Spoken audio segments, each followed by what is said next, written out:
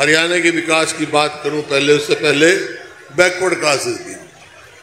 भाई एक बात सिद्ध हो गई है, प्रत्यक्ष को प्रमाण की जरूरत नहीं हुआ करती। जब जब अति बैकवर्ड क्लास कांग्रेस से परे गया है, कांग्रेस सत्ता से बाहर गई है, और जब जब कांग्रेस सत्ता से बाहर गई है सबसे ज्यादा अत्याचार बैकवर्ड क्लास पे हुआ है। सारी स्कीम बंद कर दी गई। जैसे हमने अपने समय में 100 गज के प्लॉट की स्कीम चलाई थी दलित और बैकवर्ड क्लासेस के लिए, इस सरकार ने आते हुए बंद कर दी।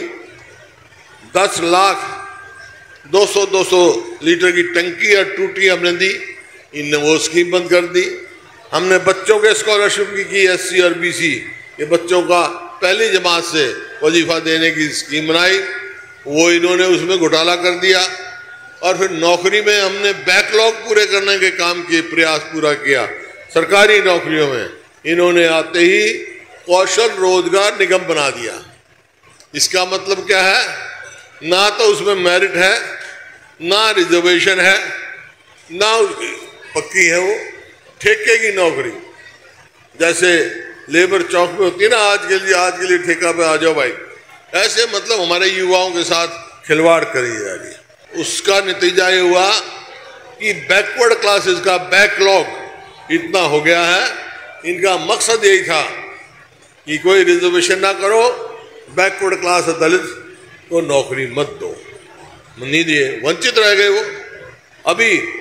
अभी का उदाहरण, आज मेरे को दरखास्त दी कि जो पुलिस में भर्ती हो रही है, उन्होंने नोटिफिकेशन निकाला कि भाई परिवार पहचान पत्र के आधार पे जाति का वो हम मानेंगे। वो अब जब आया भर्ती का समय मना कर दिया। उसका नुकसान किसको हुआ? 8 से 10 हजार बैकवर्ड क्लासेस के बच्चों को हुआ, वो वंचित रह गए उससे। तो इस प्रकार से कोई भी काम देखो, इनका यही प्रयास रहा है कि बैकवर्ड क्लासेस को। हमने 8 लाख क्रीमी लेयर करी ताकि सबको इसका लाभ पहुंच के, गरीब आदमी। इन्होंने घटा के 6 लाख कर दी और 7 खेती की आमदनी जोड़ दी, 7 नौकरी की तनख्वाह जोड़ दी। किसी को मिला ही नहीं, किसी को मिला ही नहीं, और इसी बात से बैकलॉग हो गया। भाई इनसे पूछो क्यों करी थी भाई ने 8 से 6 लाख, और अब जब चुनाव देखा तो 6 से 8 लाख क्यों कर रहे हैं? पूछो ना इनसे। जो 7-8 साल तक जो बैकवर्ड क्लासेस के बच्चे वंचित रहे, जिनको लाभ नहीं पहुंच सका, MBBS में दाखिल नहीं हो सके, जो इंजीनियरिंग कॉलेज में दाखिल नहीं हो सके, जो नौकरी नहीं ले सके, उनका हर्जाना कौन भरेगा भाई? उनका तो जीवन ही खराब हो गया। 7 साल में कहां से कहां पहुंच गए। तो इनसे पूछो आप ऐसा क्यों किया इन्होंने, क्यों ये रोजगार निगम बनाया? क्या जरूरत थी भाई?